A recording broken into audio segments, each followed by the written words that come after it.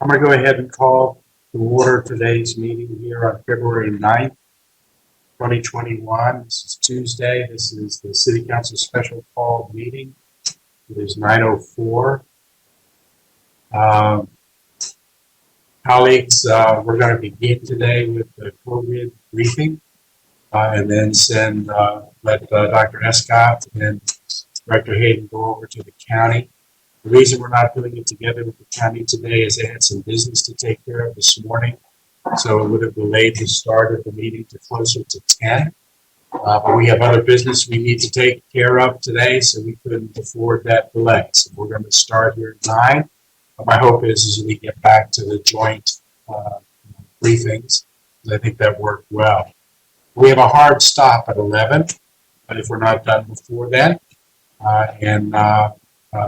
We'll let them go on their way. When we get to the Q&A part, we'll try to do similar to what we were doing in the county. Everybody gets to ask a question, and we'll just kind of rotate it. It gives everybody a chance to be able to ask questions. We'll just keep doing that until there aren't any questions or until they need to leave. At 11 o'clock, we have some speakers that have signed up to speak on our action items today, which are the matters that concern the election. We'll let each of those speakers speak for 3 minutes. Together, that looks to be about an hour and a half of speakers. And then it's anticipated we can break for lunch. After lunch, we'll reconvene back in executive session to talk about any matters to deal with there, and then we'll be able to come out to the dais to finish off the meeting today. If we can take action today with a vote of 7 votes, then we could be done today. If our approvals today have 6 votes, we have meetings scheduled for tomorrow and the next day in the event that those are needed. Does that make sense? With that, Manager, I'll turn it over to you. I think the community has gotten into a routine here now, as with the media, to see these slides and data as it comes out on Tuesday. Again, thank you to Dr. Escott and to Director Hayden Howard. The numbers seem to be going down in the community. We have to maintain that vigilance. But it looks like we may be pointed in the right direction, although I'm real nervous about the variants, so you need to talk about that too. Manager. Thank you, Mayor and Council. And before we start, just a clarification from Dr. Escott and Director Hayden Howard. Did you need to leave at 10 or 11 a.m.? 10, Spencer. Okay, so just to manage expectations, Mayor and Council, we have about an hour with this presentation and briefing. Again, as you noted, this is one of our regular briefings, and we'll begin with Dr. Escott to take us through the presentation and then turn it over to Director Hayden Howard. Dr. Escott. Thank you, Spencer. If I could have AV pull up the slides.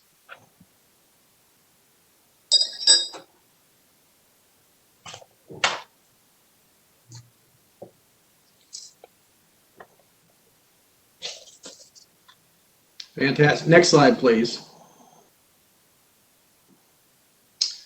So Mayor and Council, yesterday we reported 448 new cases of COVID-19 in Travis County, which brings us to a moving average of 410.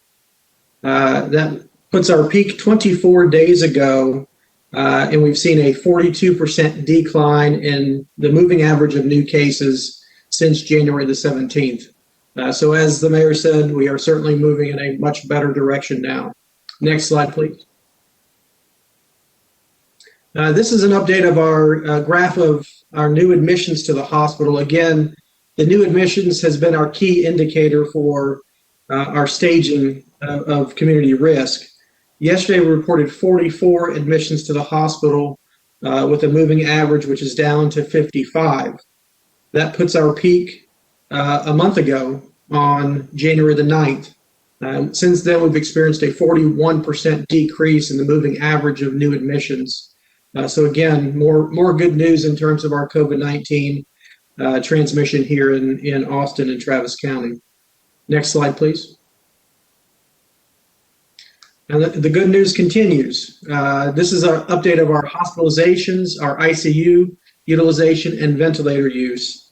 Our hospitalizations yesterday were at 446, with a moving average of 473. That puts our peak for hospitalizations 21 days ago, and a 22% decrease since the 19th of January. Our ICUs, 133 yesterday, with a moving average of 140. Peak was 24 days ago, and a 24% decrease since January the 16th.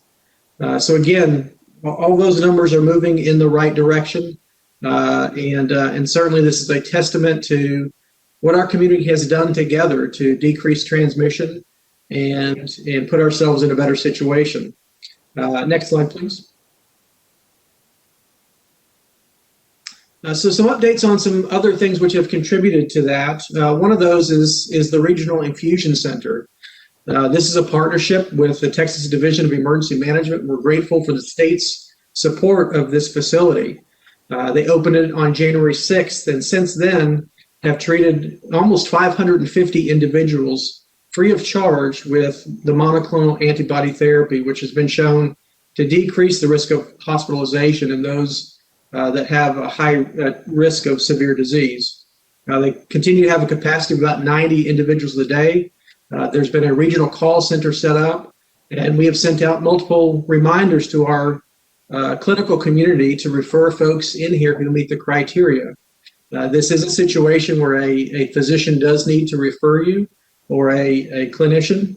So please monitor that situation. If you have a patient that is available or that needs this infusion, it is available free of charge. Again, we have more capacity than people right now, so we're happy to fit folks in where we can. Next slide, please.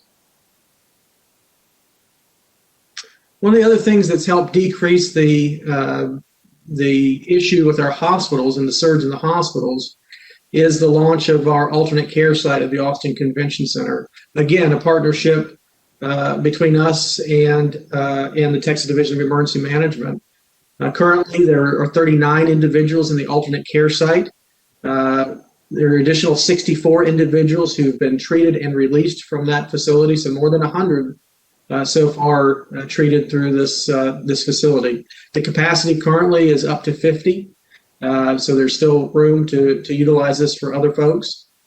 And again, these are folks who were referred from the hospital after they've stabilized and the determination has been made by the clinical staff that they're suitable for transfer to this facility, looking after primarily low and moderate acuity patients. So again, this has also helped to decompress the hospitals and put us in a better situation in terms of our hospital capacity.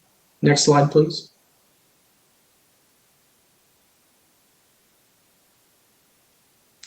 So an update on what's going on in the other metro jurisdictions around the state of Texas. TSAO, the Austin area, is down to 10.67% as of yesterday in terms of the percentage of hospital beds utilized for COVID-19 patients. Situation continues to improve in other areas. Houston's TSAQ is down to 15.4%. El Paso's is stagnating a little bit, around 18%. Dallas-Fort Worth down to a little under 17%. In San Antonio, TSAP down to 15.76%. So again, generally speaking, we're seeing lots of jurisdictions which are moving in the right direction in terms of the hospital situation. We've seen lots of other non-metropolitan jurisdictions fall off that list of areas that are surging. So again, the situation around the state is certainly improving. Next slide, please. These are the updates of the projections from the UT Modeling Consortium. And again, we're grateful for the work of Dr. Lauren Myers, Spencer Fox, and the team over there who provide these regular updated projections, not only for Austin, but for the entire state. This projection is related to the admissions to the hospital in the MSA. You can see that we continue in a downward direction. If if the disease activity stays about where it is now.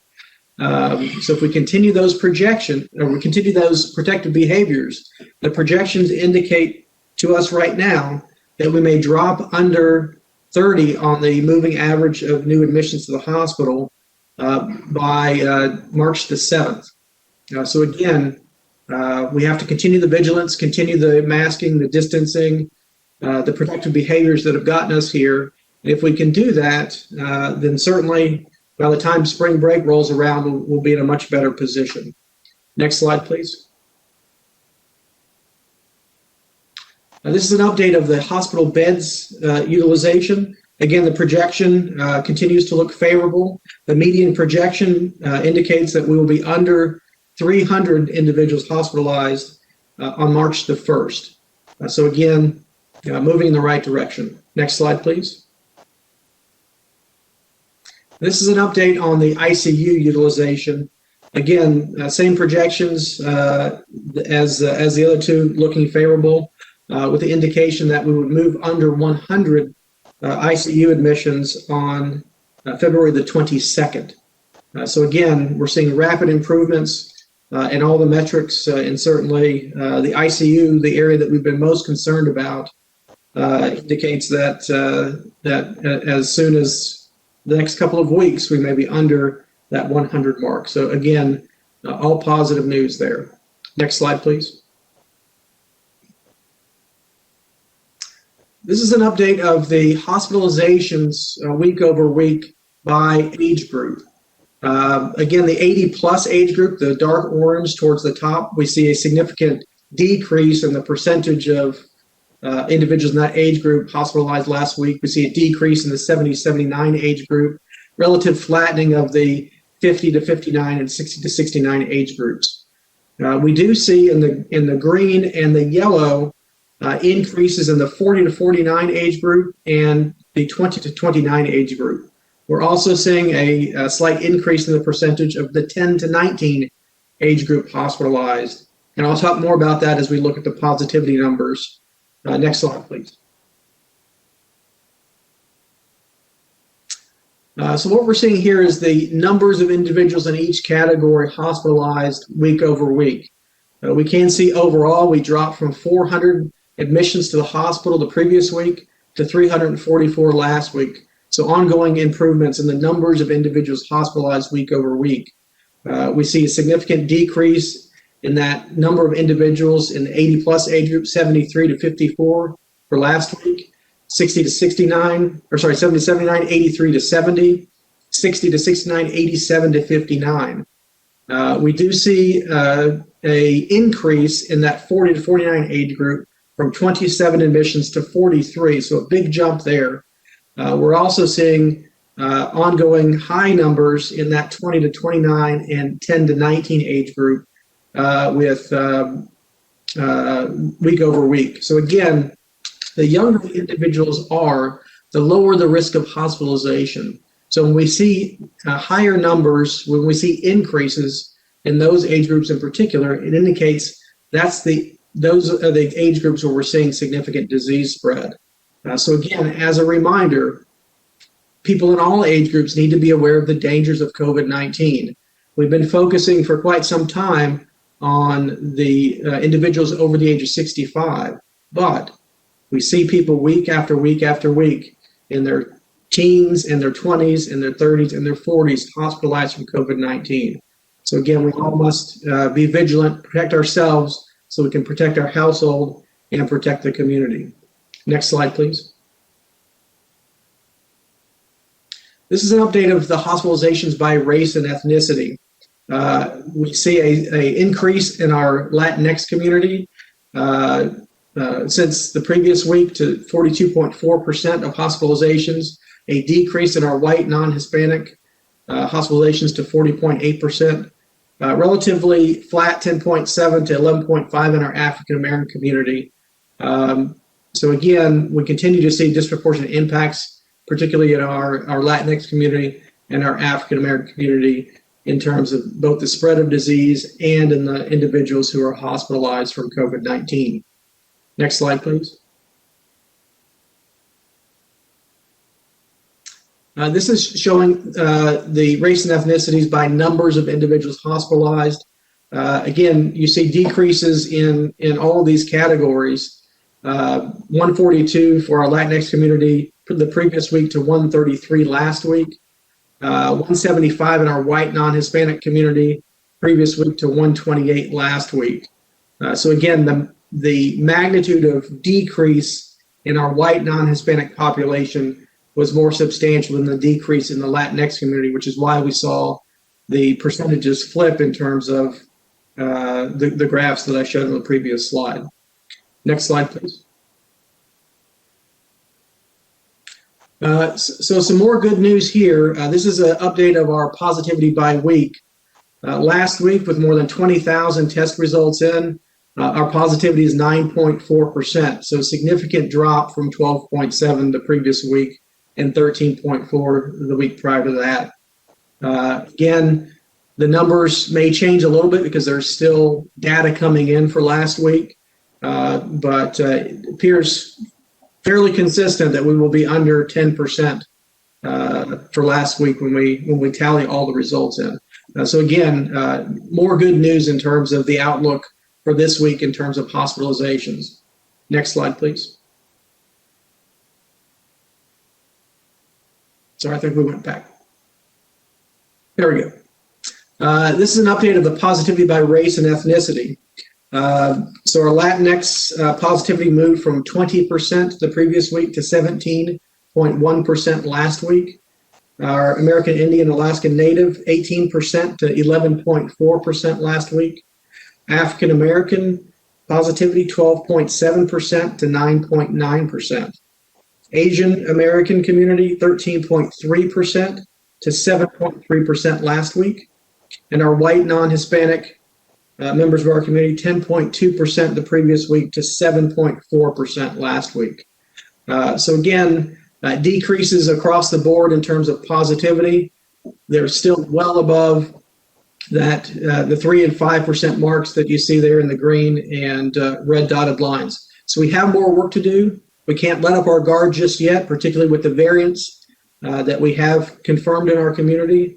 But what we're doing is working. We need to continue. Next slide, please.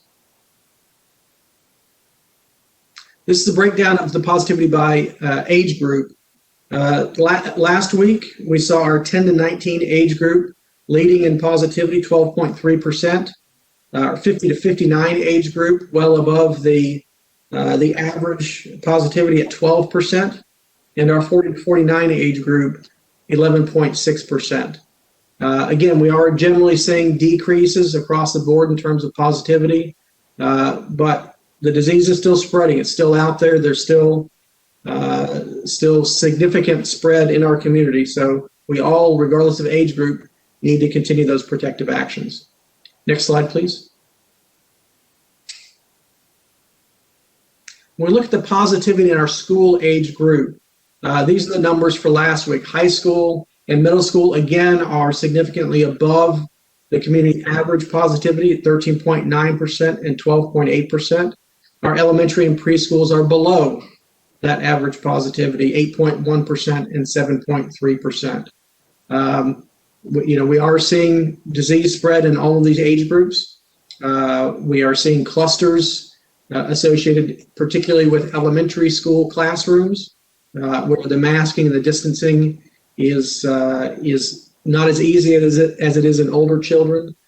So again, it's important that as parents, we are protecting our children outside of those classrooms. We're continuing the distancing and masking where we can to decrease the risk of spread in the school setting. Next slide, please. We'll look at the breakdown of cases reported to Austin Public Health over the week of the 1st through the 7th. A total of 254 cases were identified and reported to Austin Public Health.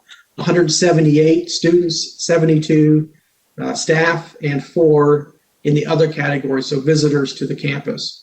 So a slight decrease from the previous week, but still significant activity associated with students and faculty. Next slide, please. again, when we look at the impact of COVID-19 in the school community, it's not just related to cases, but also those who were exposed.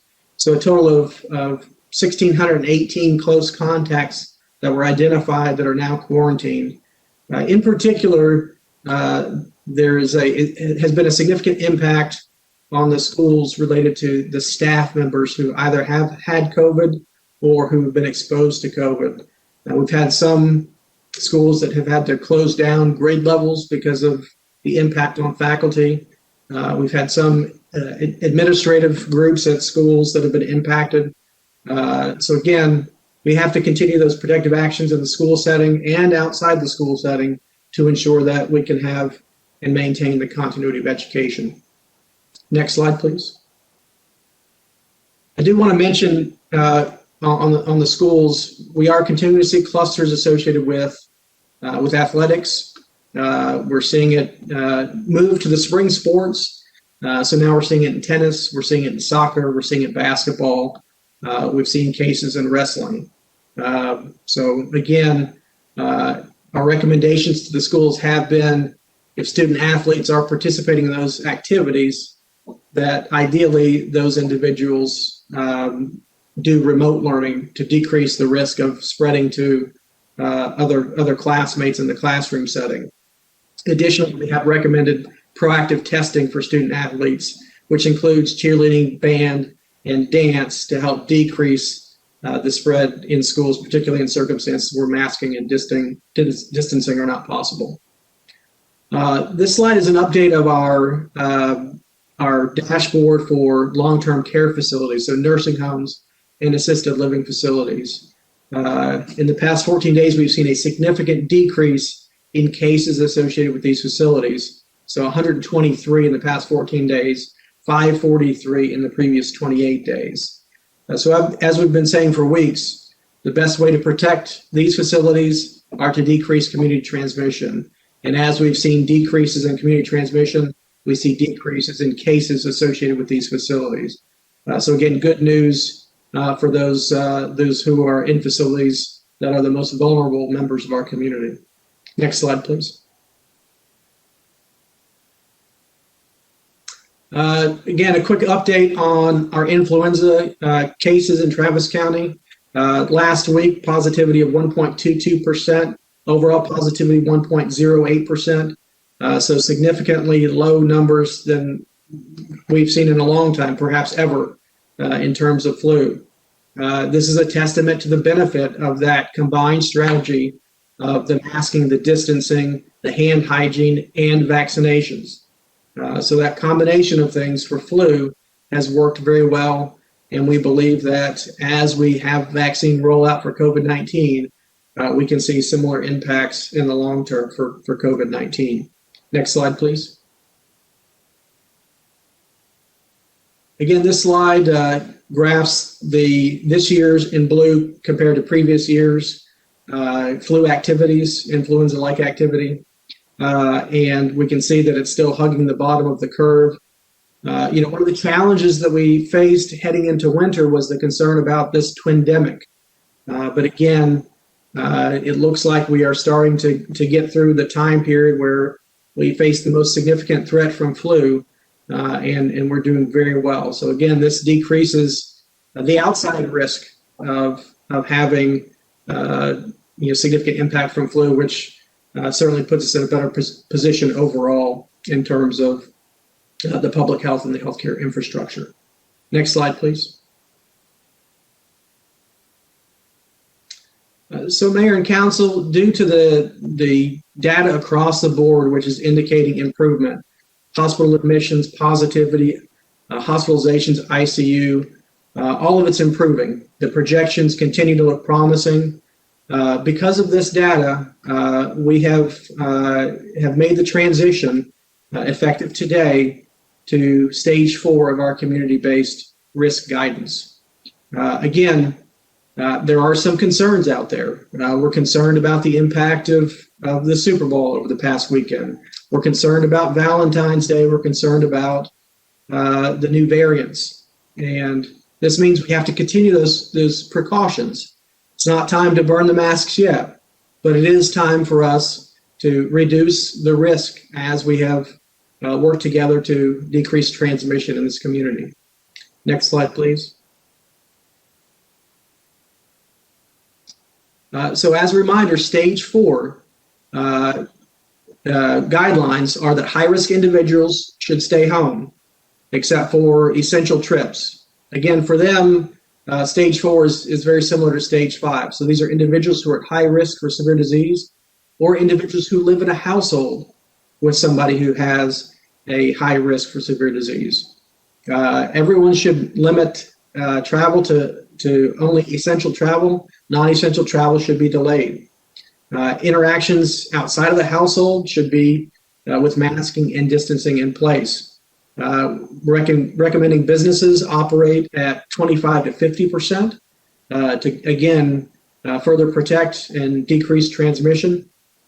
And our recommendations for schools, I discussed earlier about proactive testing of student athletes, but we're also recommending they limit attendance at sporting events to the minimum number necessary for the event. So players, coaches, staff, and parents. And so again, if we can hold off on the large gatherings, if we can maintain these protections, we can continue to push down the positivity rate, our admissions to the hospital, and certainly put us in a better position for spring break and Easter.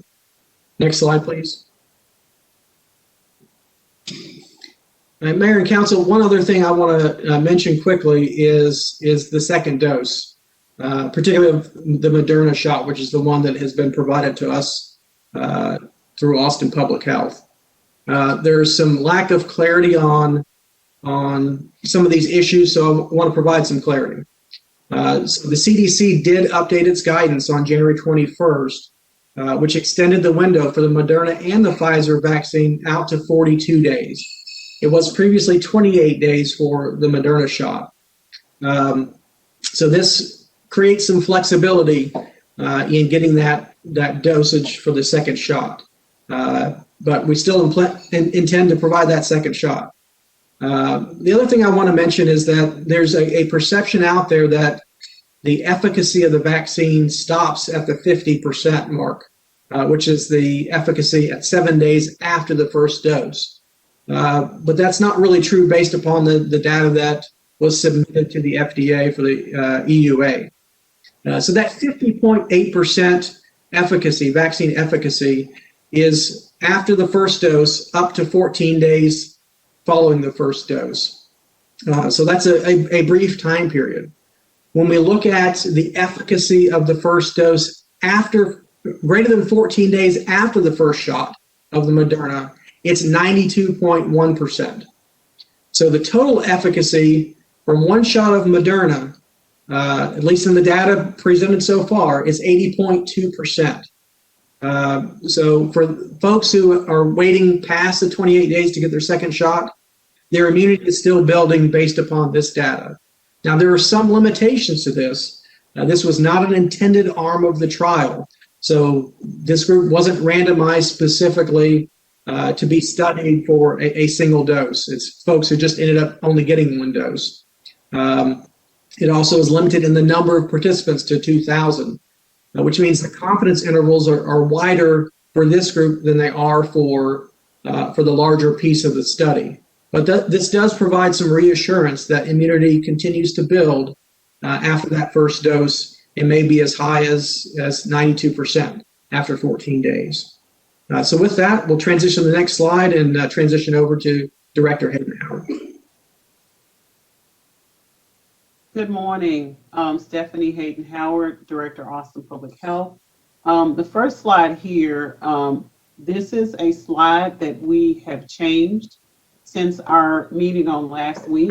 We know that as things change, we want to make sure to provide you the most recent data that we have. And as we move along in the process, we know that this eligibility slide will change. There's several reasons why it will change. One has to do with the availability of the vaccines. And when there are more vaccines are available, we will be able to move folks off of the wait list and add them and schedule them to our clinics. As you all know, we have over 500,000 people that are registered in our system that are waiting for vaccines. And so we will continue to work through the ones right now that are eligible. Next slide.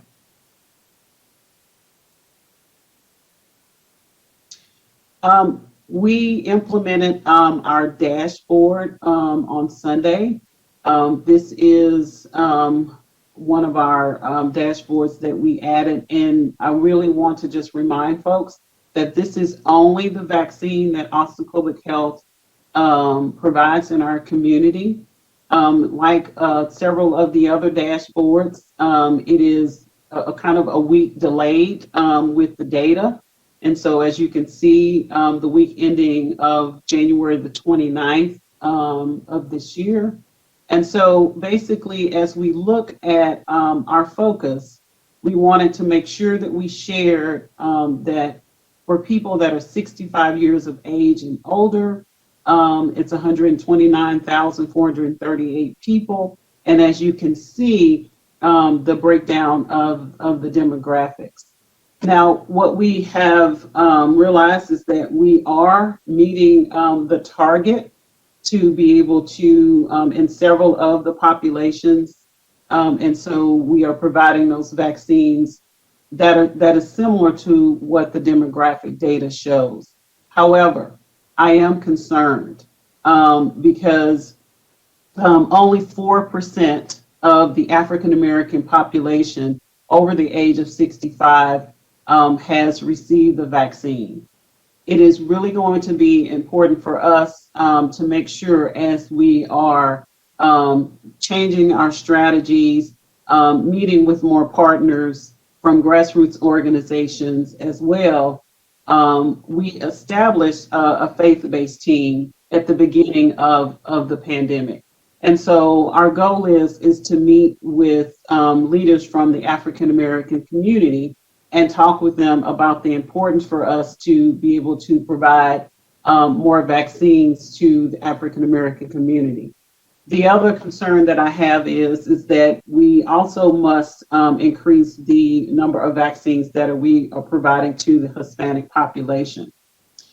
And one of the reasons that we must focus on these two areas, as you can see with the data that Dr. Escott shared, is that this is where we encounter the high levels of transmission of disease. And so it's going to be important for us to make sure that we are addressing those populations. And so one of the things, next slide, please, as a strategy, we had talked about our call center partnerships. And so currently, Travis County Clerk's Office is providing some outbound calls for us. We're proactively calling individuals that are 80 years of age and older.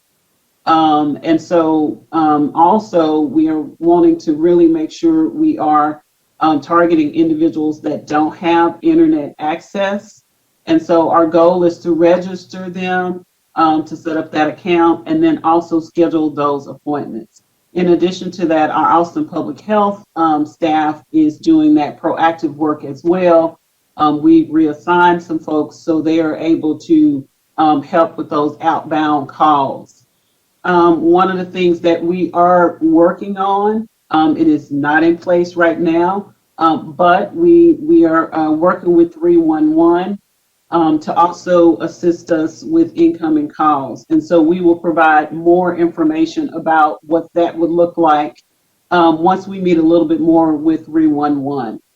But we know that what is very important at this time is that we must free up that nurse line. Right now, that nurse line, our medical hotline, is really consumed with calls from individuals that are calling, whether they're calling about their second dose or whether they're calling about creating their account. We are not able to answer the questions that we need to answer about the vaccine, about testing, and about, any other concerns that individuals that don't have access to the internet. And so we must be able to put other systems in place to free up those lines. Next slide, please.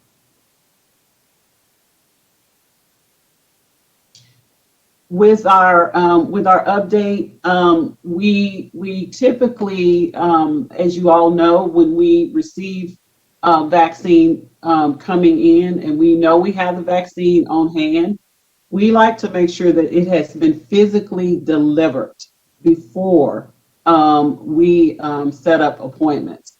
And so I understand that some other areas are scheduling folks significantly further out, but as a strategy, we have decided that it is best for us to make sure that we physically have the vaccine in hand. As I shared before, we will be releasing appointments on Tuesdays and Thursdays.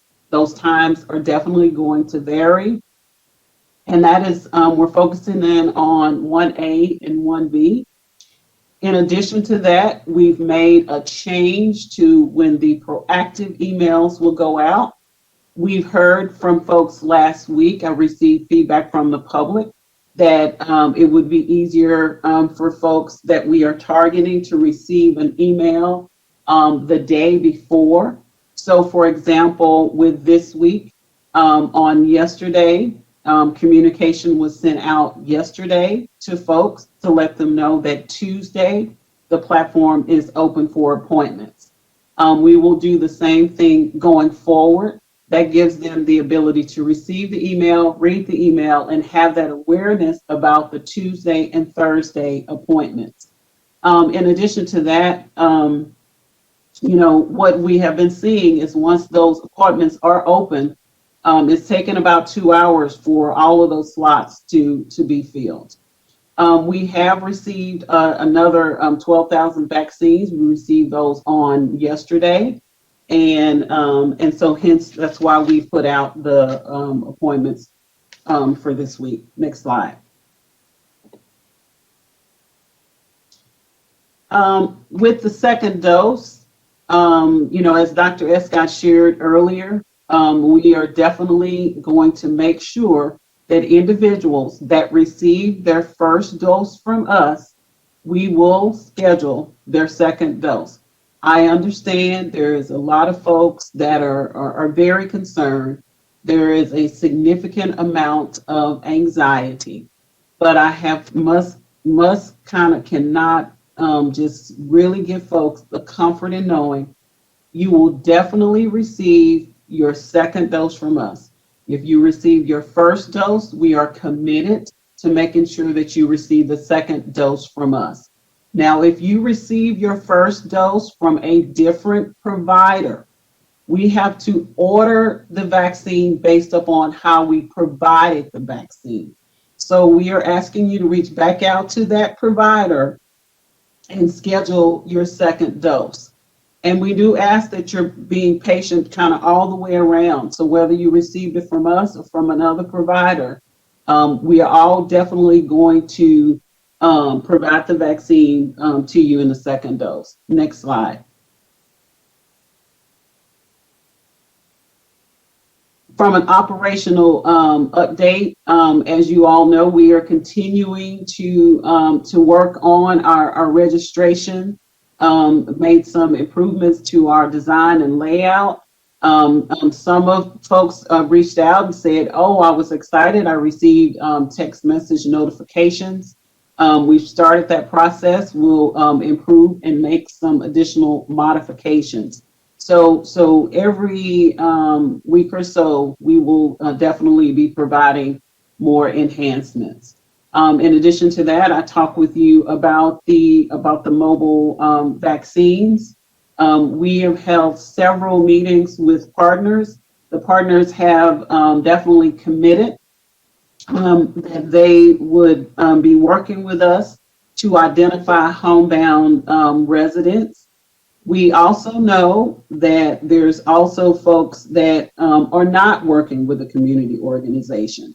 And so we will be using our grassroots organizations again as well as using our media efforts to get the word out to individuals that need the vaccine at home. One of the other things we also would like to share is that we are continuing to complete the assisted living facilities.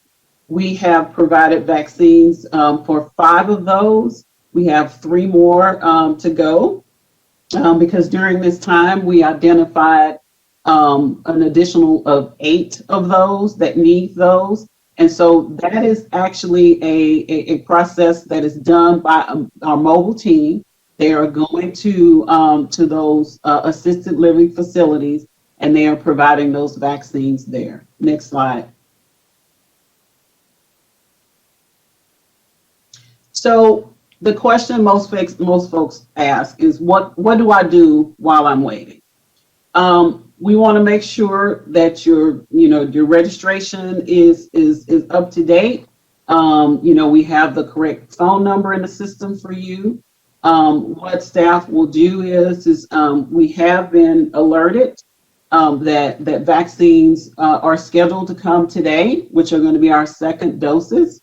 And so what we are really asking folks to do is to not show up to any of the sites until you have been contacted by Austin Public Health to schedule your appointment. And so we're asking folks to look out for emails and texts or phone calls from us. We have some folks that have gone through early on that don't have email accounts. And so those will be phone calls that we must make for them. And so we are just asking you to be patient. As most of the folks have gone through, they received a card from us. That is not an appointment card.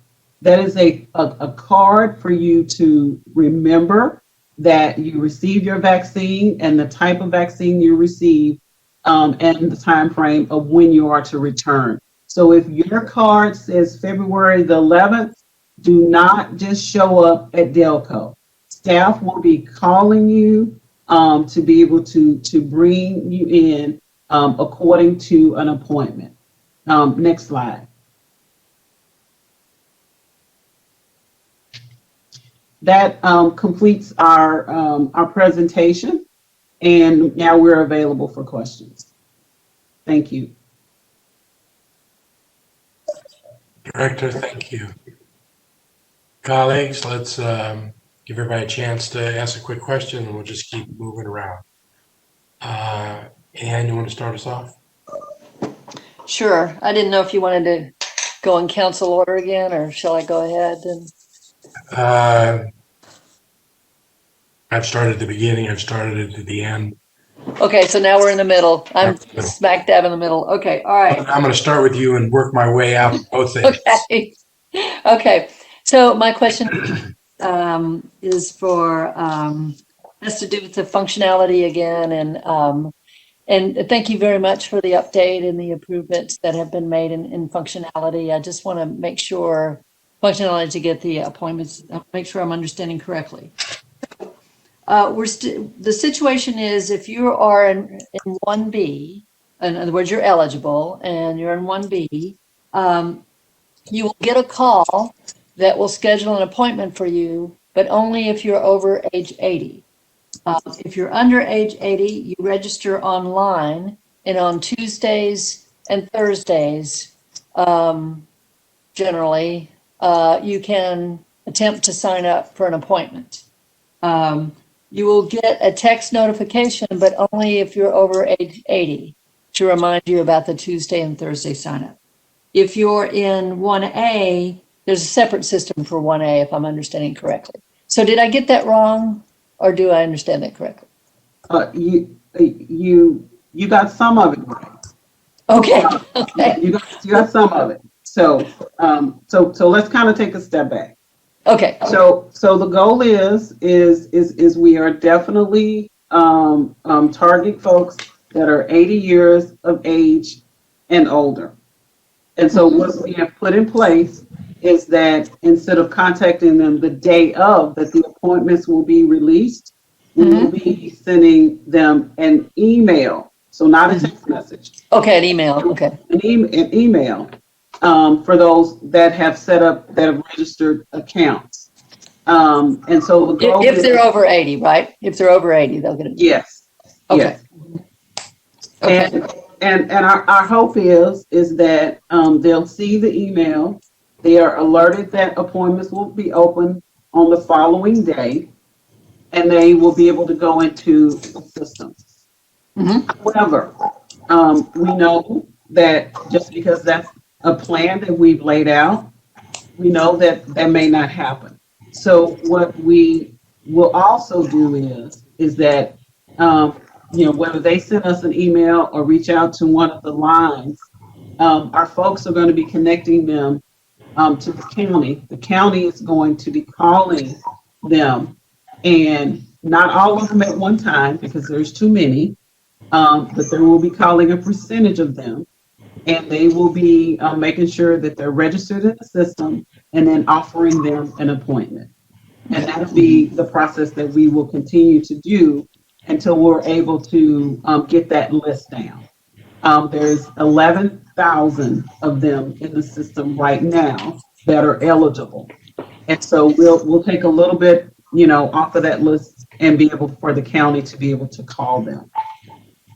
11,000 over 80? Yes. Okay, on the list. Okay.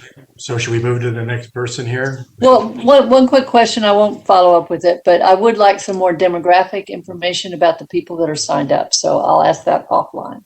Sounds good. Councilmember Kelly, do you want to ask a question? Mayor, I was going to suggest. Yes, but it sounded like Kathy had something to say. I was just going to offer a suggestion. Is there any chance that we could do questions by topic, knowing that we'll all have time for more than one question today, possibly, or no? We could do that. I'm just concerned, Kathy, that we could be losing these folks here in the next 10 or 15 minutes. Okay. So I'm just trying to get through as quickly as I can. And I'm starting in the middle and working my way out. Councilmember Kelly, did you have a question? I did. I just wanted to confirm with Dr. Escott, because I've been hearing concerns from constituents in the community about catching COVID a second time. If he could maybe just speak to that a little bit, that would be helpful. So Councilmember, we do know that you can be reinfected with COVID. When we get an infection of any kind, there are some folks who will mount. And I'm getting older too.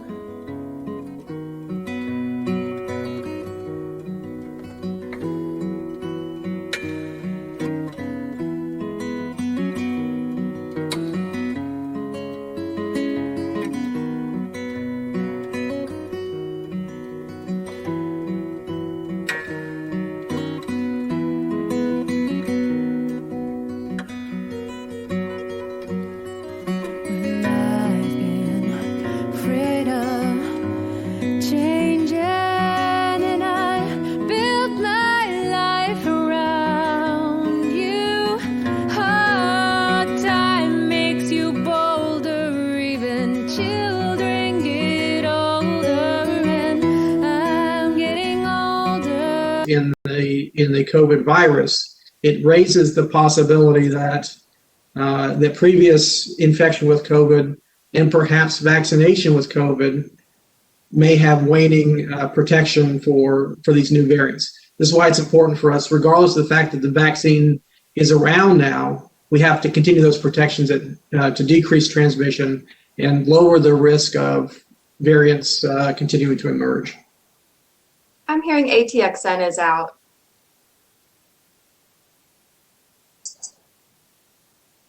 I heard that also, Councilman. I didn't mean to interrupt. I really want to hear, but I want to make sure it gets far and wide too. No, it's good. If ATX is out, we can't proceed.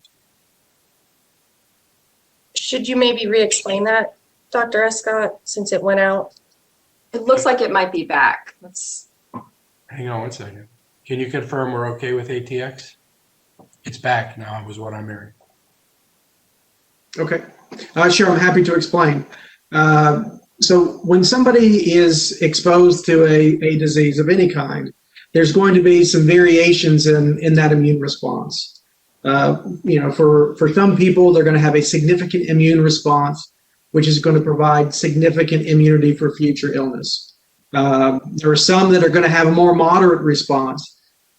So they may have some antibodies, for instance, but if they're exposed again, they may get a mild course of the illness. And there are others who will have a mild immune response or no immune response, and they're not going to have significant protection against future infections. So they may get it and have a full course of that illness. Same is true for vaccinations. As we encounter variants, it does increase the concern that new variants, as they evolve, may evade the protections of either a previous infection or previous vaccination. Particularly since it's a global pandemic, it certainly increases the likelihood that we'll see future variations. Because of this, despite the fact that we have the vaccine right now, it's important for us to continue to engage in those protective actions, because if we can reduce the transmission of disease, it reduces the opportunity for new mutations to happen and ultimately can protect all of us. I think there's a strong likelihood, because this is a global pandemic, that we will see variations continue to happen, which may require a booster shot annually, similar to what we do for flu. My hope is that that's not the case, but I think there's a good likelihood that will be the future of COVID-19 for us.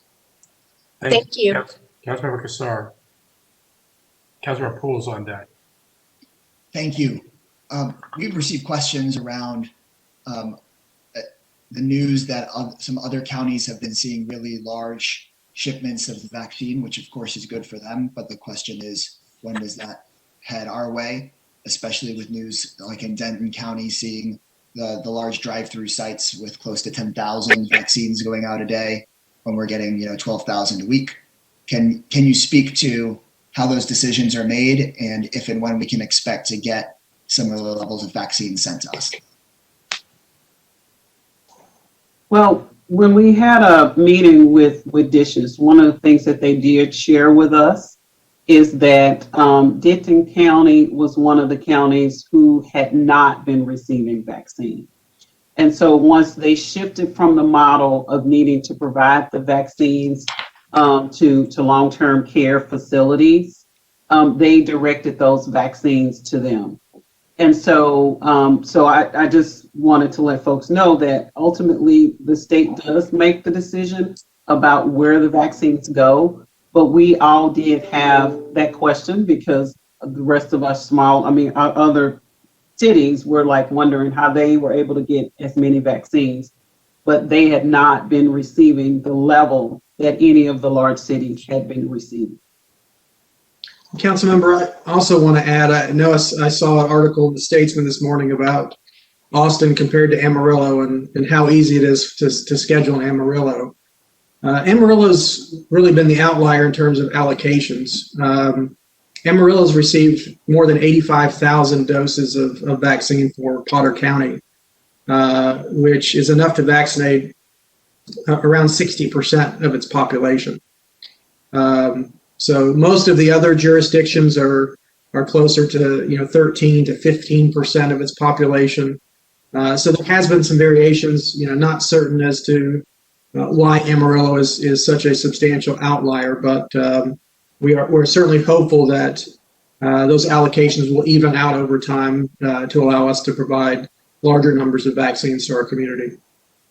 Got it. So right now, most people are at 13 to 15%, and then you have some outliers you can't explain. And then do we have a sense about when we might get an allocation that allows us to be doing things like 10,000 a day? Okay, thank you. We'll keep pushing for that. Appreciate it. Thank you. Councilor Poole, are you with us? I see your block, but not your video, and I can't hear you. We'll come back to you when you come on. Councilmember Renteria is a personal matter this morning, should be joining us after lunch. Councilmember Ellis, do you have a question? I do. Can you talk a little bit more about the regional infusion center and why it's not being utilized more? Are there any factors that are causing physicians not to refer people there? Councilmember, we're not aware of any particular issues other than awareness. Obviously, we've seen decreasing numbers of cases. There are going to be decreasing numbers of individuals who qualify, but certainly we have more people who need it than are getting there to get it. So we have been working with the Travis County Medical Society to continue messaging out. We've been working with our hospital systems to ensure that their staff is notified of its availability and the indications for its use. We also have processes through community care and Austin Public Health. So we have the ability to refer directly for folks who may not even have a physician. If they test through us and they screen positive as a candidate, we can refer directly to the infusion center.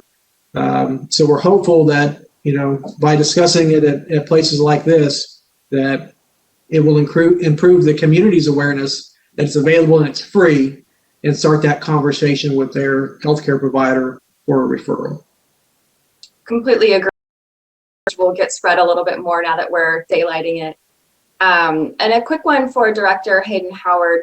I know that flow chart's being updated periodically, but if there's a way for it to be available on the website, even if it needs to have a date or disclaimer to kind of identify that it will be changing and people need to look for the most up-to-date information, it might be helpful for people to know where they are in line as more and more vaccines become available. Councilmember Fuentes. Thanks, Mayor.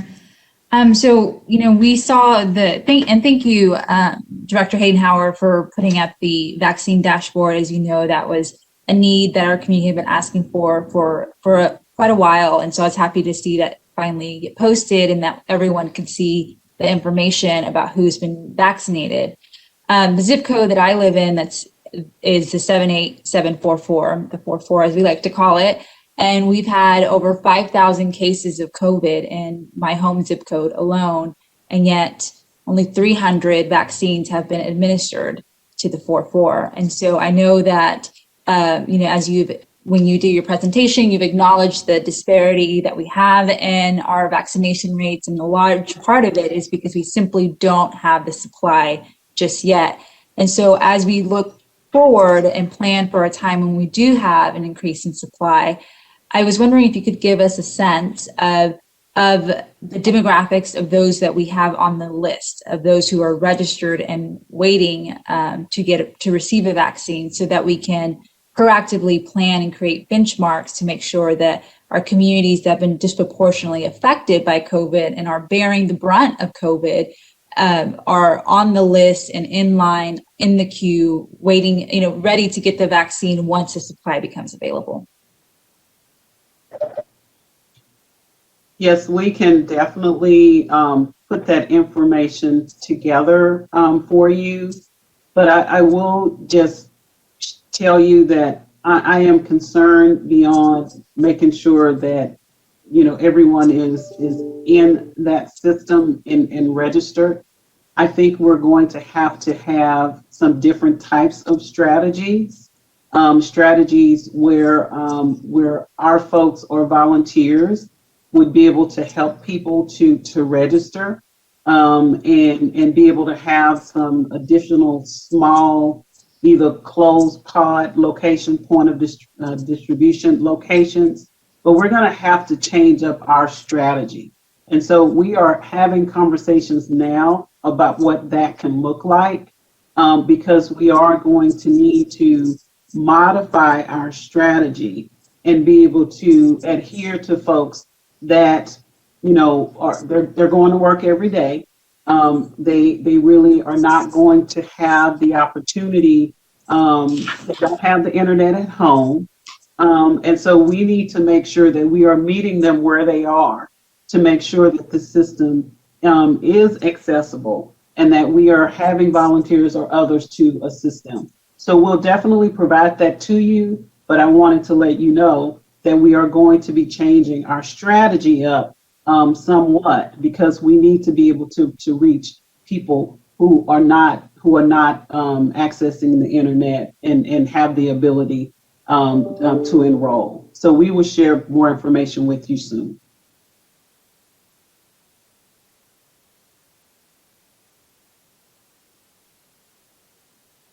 You're on mute. Sorry, Councilmember Tovo, and then the Mayor Pro Tem's on deck. Thank you. So I think it might be helpful to have, and I apologize if I missed it, an online, some kind of online resources for people who are concerned about second dose. I think well, continuing to get lots of email, but I think the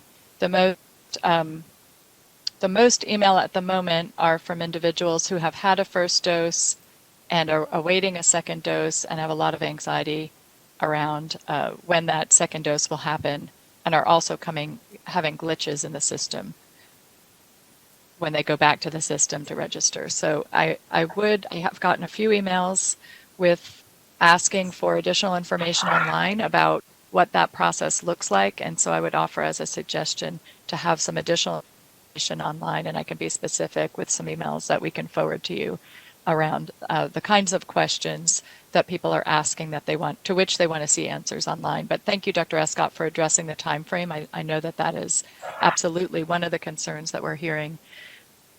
I think what I'd like you to do with my one question is address some of the concerns that we're receiving that in some way Austin Public Health has control over when those second doses arrive. As I understand it, it is the state that is responsible for sending those. And there's been some conversation in some of the emails about the process having changed to one that is proactive, where APH has to reach out and request those second doses. So can you just please address how those second doses are allocated, and assure the public that those, I know you've said you're committed to making sure that people get their second doses. If you could just address that a little bit more. I also just want to say we've gotten several emails this week praising the efficiency and really the flow at Delco Center for those who have been able to get vaccines. And so thank you for that. I think that it sounds like the people who are there getting vaccines that we've heard from have had very good experiences and have found it to be a really well-run process. So Councilmember Tovo, we do have information on the web, on our website about second doses. So we can definitely send that link to you. But as times do change, it would be great to see what you have that you could share with us, because we can modify that message that is there. The second question is that we typically will make a request into dishes to say we need 12,000 doses of vaccine for our second dose for the week starting on the 8th. And so we put that in, and then from there we wait for it to arrive. And so, we put it in and we wait, and we're alerted this morning that they are on the way. So for us, one of the things that Dishes did ask us not to do is that if vaccines are maybe coming on a Monday, they're asking us not to schedule clinics on that day if you're going to be using the vaccines that are coming in on that day, because they were concerned about the number of appointments that people had to reschedule. So we're going to really try to shy away from Monday, especially if we're going to be using, doses that are coming in on that day. So that is a change that we've made. Thank you, Director Hayden-Howard. Just to get back to the first question and clarify, if individuals are having really individualized questions or concerns about that second dose, are you able at this point yet to segment that nurse line into questions for second dose, for people about second dose, questions about technical issues, questions about the vaccine generally? I know you said your nurse line is really overwhelmed with questions about lots of that maybe could be answered by those other than nurses. Well, to be honest with you, right now we're in the same place that we have been in. Our folks are trying to get to folks as soon as we can to answer any questions that they have. If folks, email me or even my executive assistants, we're providing that information, or we're sending it over to the nurse line proactively, so they can answer them directly. But our goal is that as we start to set up these other call centers, we'll be able to move those calls over and use the nurse line as it was intended. Thank you so much. Thank you. Thank you, Mayor Pro Tem. Thank you, Mayor. I appreciate it. Thank you, Director Hayden Howard and Dr. Escott for y'all's updates. I do have a question about logistics. So generally speaking, I know that we are sort of at the mercy of supply at this point, but when we do get that influx we're waiting for, that, consistent and in greater numbers than 12,000 supply, I'd like to know sort of what the plan is about logistics operations. I appreciate that Councilmember Tobo mentioned the compliments about efficacy of the flow over at Delco. I've received the same compliments. I also have received something in the way of frustration around not human logistics, but more along the lines of auto logistics. So just curious about the relationship between our future face-in programming and ATD or private organizations, festival planners. I mean, do we have, a series of strategies in the queue for crowd management, so to speak? Yes, Mayor Pro Tem, we are working on several strategies in that space. And so as we have more information, we will definitely bring that back and share that with the team. But we have had several conversations at my level and as well as the emergency operation command center level to plan out and to look at various strategies, including drive-through and mass vaccination efforts. Mayor Pro Tem, I'll also add, we don't really have an indication right now that the federal government intends to do bulk supplies to places like Austin Public Health. In fact, the strategy the shift that we saw from the Biden administration has been focused on pharmacies. So with the initial allocation of 6,500 pharmacies in the U.S. with a plan to build up to 70,000 in the U.S. I think that, we look forward to March and the likelihood that Johnson & Johnson will be approved as another vaccine candidate. But it appears right now that the strategy may be shifting to decentralizing the vaccine allocation with larger numbers going to the private sector. Again, we're not sure, as Director Hayden Howard said, we're planning for different potential futures. We just don't know what that future looks like at this stage.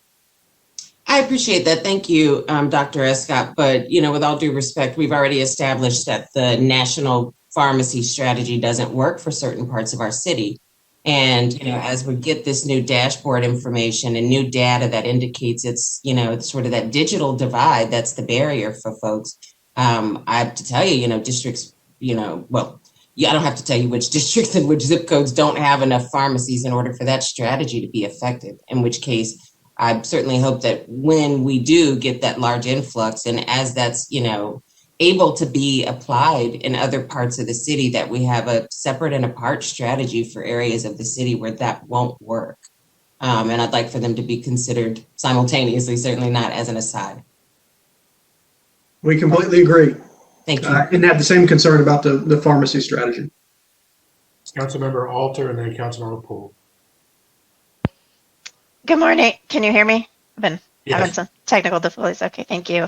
I appreciate Mayor Pro Tem's comments and Dr. Escott's agreement on that. I think that's really important lesson that I think we have definitely learned. I wanted to call your attention to something that we've been hearing about the folks who are 80 plus who are being sent to the portal with the emails. Right now, they're being sent to the portal and the appointment times are there. And they pick an appointment time, and by the time they do the next steps, that appointment time is gone. But it seems like they're picking appointments that are not available to begin with. And so if there's a way to set that up so appointments that are gone are not available for choice, that would be helpful because they're spending 1 to 3 hours even when they get to the portal trying to get through because the appointments are just all there, whether they've been taken or not. So I wanted to share that information. And then I wanted to ask about getting vaccines to our schools. If you could speak to what the current plan is for getting the vaccines to the schools, and which teachers and school staff are eligible at this point in time, and how that information is being shared with schools as well. Councilmember Alter, we meet weekly with school superintendents on Mondays and have shared that information with them. Right now, the school staff that are eligible are 1B school staff.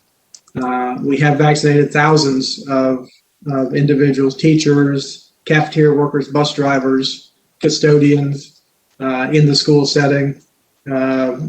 We are fairly close to completely vaccinating those who wanted a vaccine in that 1B group. As we await DSHS's publication, hopefully in the next few weeks, regarding the 1C group, we will start the planning process for providing allocations to them. There are a number of groups in the 1C category that we're thinking through now, working with partners to plan in advance. But we don't expect that really probably until the first week of March. So just to make sure that I'm clear then, teachers and school staff that fall under the general conditions for 1A or 1B are eligible. We believe that we have almost reached all of those folks who want it by the school districts that are in our service area for Austin Travis County. And that the next, we don't yet know who the state is going to make eligible in 1C.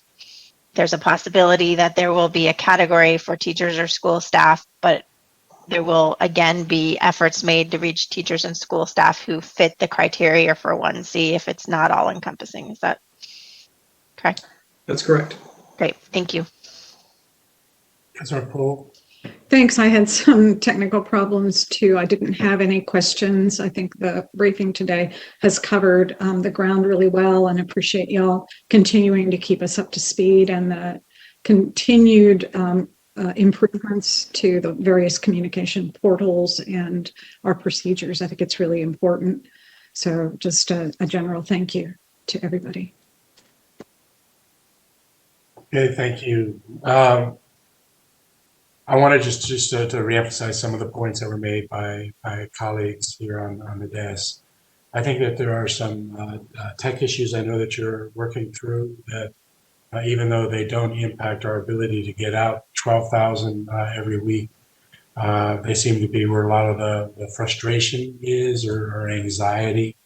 And I think it's important with so many things going right about our administering the vaccine that we don't lose those over the technical glitches. The things I'm hearing mostly are the need to still type in APH, people that are sitting for 45 minutes to an hour and a half hitting next when confirming the appointment time.